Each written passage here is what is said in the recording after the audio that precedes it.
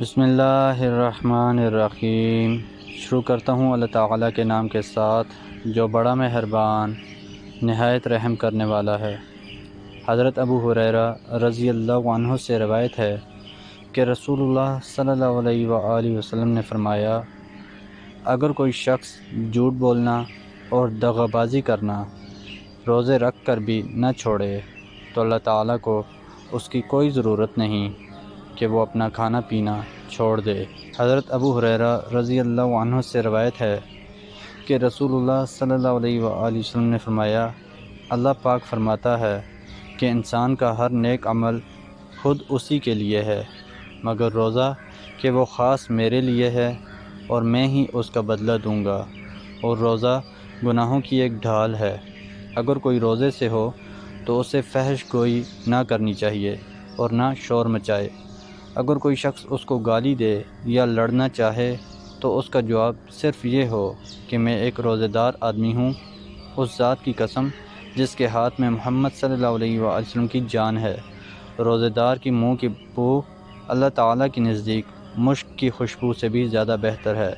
روزہ دار کو دو خوشیاں حاصل ہوں گی،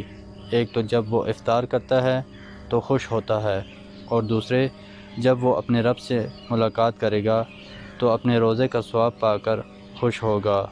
علقمہ نے بیان کیا کہ میں عبداللہ بن مسعود رضی اللہ عنہ کے ساتھ جا رہا تھا۔ آپ نے کہا کہ ہم نبی کریم صلی اللہ علیہ وآلہ وسلم کے ساتھ تھے تو آپ صلی اللہ علیہ وآلہ وسلم نے فرمایا، اگر کوئی صاحب طاقت ہو تو اسے نکاح کر لینا چاہیے، کیونکہ نظر کو نیچے رکھنے اور شرمگاہ کو بدفعلی سے محفوظ رکھنے کا یہ ذریعہ ہے، اور کسی میں نکاح کرنے کی طاقت نہ ہو تو اسے روزے رکھنے چاہیے کیونکہ وہ اس کی شہوت کو ختم کر دیتا ہے۔ سیدنا عبداللہ بن عمر رضی اللہ عنہ نے کہا، مجھ سے کسی نے کہا کہ رسول اللہ صلی اللہ علیہ وآلہ وسلم نے فرمایا، بیٹھے ہوئے نماز پڑھنا آدھی نماز کے برابر ہے۔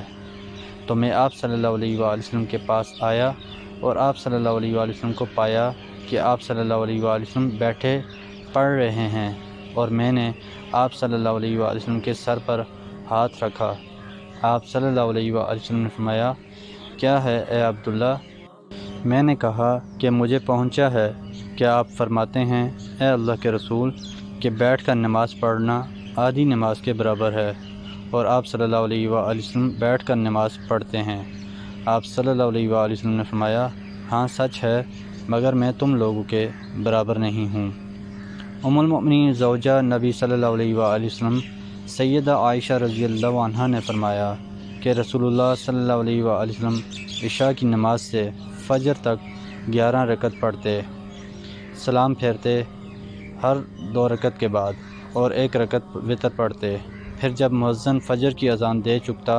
اور ظاہر ہو جاتی، آپ صلی اللہ علیہ وآلہ وسلم پر صبح اور مؤذن آتا تو کھڑے ہو کر 2 رکعت ہلکی ادا کرتے، پھر داہنی کروٹ لیٹ جاتے یہاں تک کہ مؤذن تکبیر کہنے کو آتا۔ ام المؤمنین سیدہ عائشہ صدیقہ رضی اللہ عنہا فرماتی ہیں کہ رسول اللہ صلی اللہ علیہ وآلہ وسلم جب کوئی کام کرتے تو اسے ہمیشہ کیا کرتے تھے، اور جب رات کو سو جاتے یا بیمار ہو جاتے تو دن کو 12 رکعت پڑھ لیتے، اور میں نے نہیں دیکھا کہ کبھی آپ صلی اللہ علیہ وآلہ وسلم ساری رات صبح تک جاگے ہوں، اور کبھی 1 ماہ برابر روزے نہ رکھے مگر رمضان میں۔ محترم دوستو، اللہ تعالیٰ سے دعا ہے اللہ تعالیٰ ہمیں ان حدیث پر عمل کرنے کی توفیق عطا فرمائیں، اللہ تعالیٰ ہمیں دونوں جہانوں میں کامیابیاں عطا فرمائیں، آمین یا رب العالمین۔ ویڈیو کو ثواب کی نیت سے زیادہ شیئر کریں۔ جزاکم اللہ خیرا کثیرا، والسلام علیکم ورحمۃ اللہ وبرکاتہ۔